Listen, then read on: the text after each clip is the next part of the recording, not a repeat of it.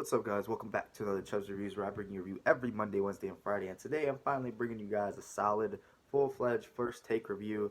I say that because on Monday I did a review on probably my favorite indie game of all time, or the best indie game of all time to me. But I kind of backseat gamed it and had one of my friends play it with me and watch him play through. Just go watch that video to check it out. That was a Monday upload. Wednesday was a remembrance kind of review where I review a game I played a long time ago and kind of look back at it, and also ask where the sequel of the game is. And today I've been and the reason I was reviewing games like that is, for one, I'm very hyped for Cyberpunk, so I'm not very motivated to play many other games right now. So I need different type of style reviews, and that's just how it comes. And two, I've been playing some long games. I play long games a lot, and Days Gone.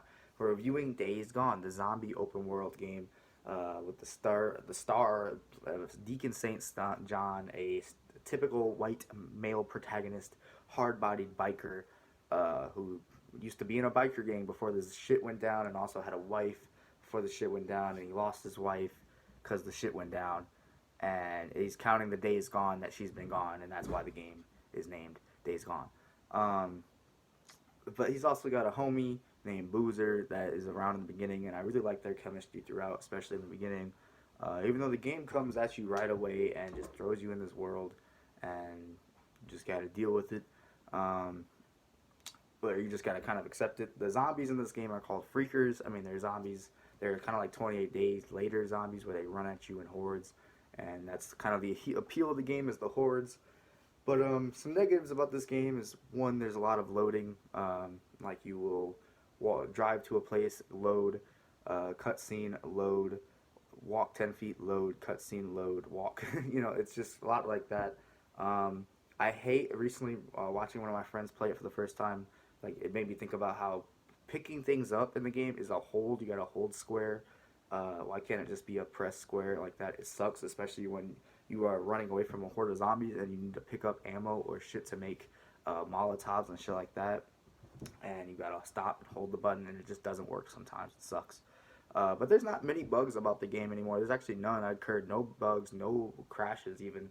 Actually, very polished now. Later in its life, I know this game got a lot of hate for its unpolishment, but I would still say the rating it got was like from the general public.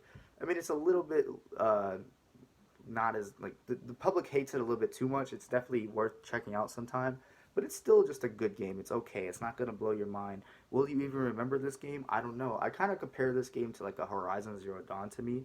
It's an open world in which the greatest thing about the game is the exploration and the progression, and that's how it is in Days Gone for me. Um, the exploration of the world, it's an open world zombie game. I mean, I know Dying Light has that, but this is more like a it just, you're driving by and you see a guy trapped in a car with zombies after him. That shit just feels interesting. Or you see people shooting zombies, like a group of other people hunting zombies. That shit's interesting. And you go from camp to camp to camp. That's basically the story of this game. Is, like I said, you lost your wife and you got your pal Boozer, and you go from camp to camp to camp, and you learn about these camps and how they run their camp. Like, there's a slave camp, kind of, where they basically force people to work. There's a camp that they just don't care. There's like a militia. Um, One thing about these camps is they were very quiet. I mean, sometimes you would come across a random NPC talking about how they saw their dog turn from a regular dog to an infected dog, and it's very detailed and cool. But other than that, the camps are just pitch quiet sometimes, with no music, no sound, no one talking. It's just very out of the ordinary compared to when you're on the road on your motorcycle, because the motorcycle is a big part of this game.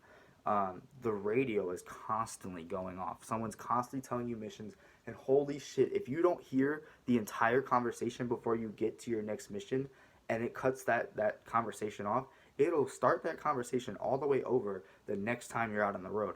I had a conversation that happened 5 or 4 times in a row, and just the same one just kept happening, and I fucking almost lost my mind. That sucked.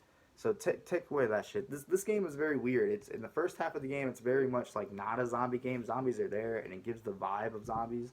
But it's about people. It's about the characters, and about how these camps interact. And it's about the finding your wife story, and also getting somewhere safe with Boozer, your pal.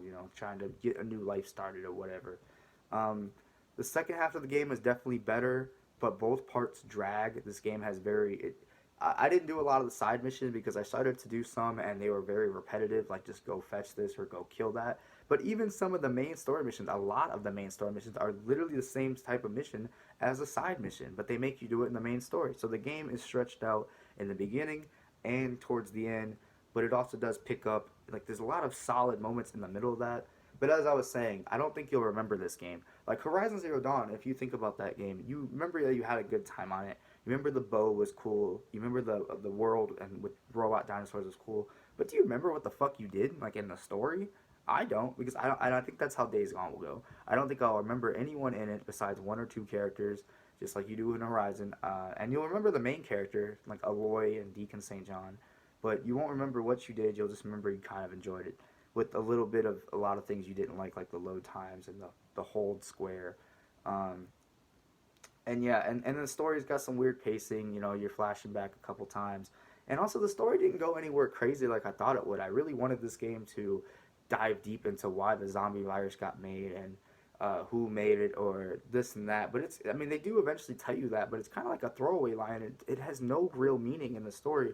And for some of the game, you don't even know what the story is. You just kind of keep going. So really, if you're gonna play this game, for one, have a lot of time on your hands, like 30 to 40 hours of just the main story. So then there's like 60 to 100 hours of other content. And this game is an open world game, so it's a lot of clearing map markers, clearing waypoints, and just clearing shit out, and that's all it is, and collecting things or whatever. It has the typical like investigate things. It has every open world trope except for climbing. Horizon Zero Dawn also has every open world trope except for the climbing. But yeah, I think a reviewer I saw, Skillup, compared this game to like Red Dead 2 and Last of Us and said what makes these games different. Well, Red Dead 2 and Last of Us, you can fucking remember everything about that story. You can almost remember certain moments, like how certain characters died in Red Dead 2 or Last of Us. In Days Gone, people died. I had to kill people. Blah blah blah. I will never remember them. I was just it's cool in the moment. It's acted very well. Deacon St. John, fun fact, is voiced by Sam Witwer, which is the guy who did the voice for I forgot his name, but the main character for the Force Unleashed game, and he also voiced Darth Maul in the Clone Wars. Just fun fact. I don't know if you'll be able to tell because he's a grumpy biker the whole game, and he kind of comes off as a weaker Joel, but that's kind of a good thing. Later in this game, when you finally get grouped up with certain people and you go on these missions to like college campuses or research facilities or caves, and it's you and another person, and you guys are going through this kind of dark, zombie infested place, and you gotta like boost someone up somewhere so they can get you a ladder. It felt very much like Last of Us moments and like gameplay wise, and I love those moments of traversing areas with someone, caring about if they're gonna die or not here, and also what they have to say is interesting, and then the area is interesting, and the zombies fighting them is cool. The hordes that are in the game are fucking awesome. They almost brought this game up a whole scale, but you will not see a horde till the end of the game, till like 30 hours, and then they throw like three of them at you in a row in the main story. There's like 30 plus side hordes you can go do, but they throw the biggest horde at you, the Sawmill horde, with like 500 zombies at you in the main story, and it is fucking hard, but it is the most exhilarating thing I think I've ever played in a game besides like Doom. Doom is like the only thing that can match the amount of testosterone I get running away from zombie hordes. Fuck Call of Duty, Black Ops, Cold War zombies. Play Days Gone and train some zombies on there. You can pretty much do the same thing, but with a lot more interactivity. You can use the environment. You craft. You're slowing down the time. And then speaking of that, the progression in the game, you have your bike progression and your gun progression. Your gun progression is really slow, to be honest, and pretty linear. You won't get a lot of guns until 30 hours in, and you'll use the same gun for a lot of the time because you constantly got to go to a camp, do missions for them, build trust, and then you can get more shit from them and buy shit from them and get money from them. Money in each camp is completely separate, so you could be rich as hell in one camp and broke in another camp. I thought that was kind of cool, but it also confuses you sometimes, makes you fucking do stupid things because you got to worry about your bike and your bike's progression, because your bike, you have to worry about fuel and scrap to repair your bike if you run into stuff, and the bike takes up a ton of fuel. It's kind of exaggerated online, though. There are two things that I think are exaggerated online. One, the bike is annoying. It's not really annoying. It's there all the time. Like when you get to an area, it's the first thing you think about is I need fuel. but I never once in the entire game ran out of fuel and was stranded or stuck. I never even got close to running out of fuel. Only when I fast traveled, because when you fast travel, it takes off fuel. That is the closest I got to running out of fuel. So I wouldn't complain about it. Fuel respawns in places that it spawns at all the time, so you constantly know where it is. Because the map is big, but you traverse the same area a lot, so you'll know where things are often. And then your weapon progression, like I said, is very slow. And the skill trees in the game are cool, but by the time I was level 25, I had everything I wanted. And you get to like level 30 just playing the campaign. And but yeah, I thought the shooting in the game was actually way better than what anyone says online. Yeah, it's a little hard to get the reticle to close up at first. It takes a while, but you got to one build into the skill tree, and two, it makes you think and plan your shots way better. This game has the slowdown mechanic in which you aim and you can slow down time and line up headshots. I used the pistol for most of the game and a sniper rifle. The sniper rifles are amazing in this game, such a fucking blast. I didn't do a single mission stealthy. I did build into the melee tree later on and had that maxed out as well, and it was there when I needed it. But I really, with guns blazing, felt like a badass. You know, Deacon came from the war, and he was a biker. He thrives in this type of environment of a post-apocalyptic world for criminals. He just thrives, and I felt like he was a fucking assassin, whether it came to hunting hordes of freakers or hunting people that are also just as bad in this game, because you are constantly killing people, constantly dealing with people. And yeah, I think that's all I gotta say about the game. It's actually pretty good. It's worth whatever price the game is asking for, but you gotta be in the mood for a romance. It's 100% a fucking chick flick romance, and it's also a biker story and like zombies. It's kind of like a TV show. If you're in the mood for a zombie TV show like that isn't The Walking Dead, but like The Walking Dead, and a very fairly good TV show is here. Like each mission, because this is like mission, and then there's like 5 or 10 submissions, and those submissions are like episodes, and each main mission is like a story or like a season to me. And you know, you get a trophy every time you get a trophy. That's the next season or next episode even. And if you just take the game like it's an episode, when you get the cinematic looks, which the cinematics are great in the game when it's actually mocapped and voice acted, it's great, which is always voice acted but mocapped.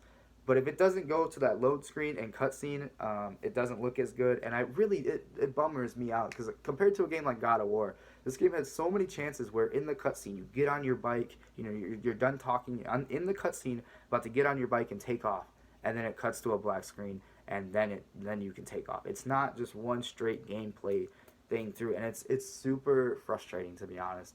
So like, yeah, I would say the game is polished in the way that it doesn't have bugs, but not so much that it has a lot of interesting content. But the story has some heavy hitters.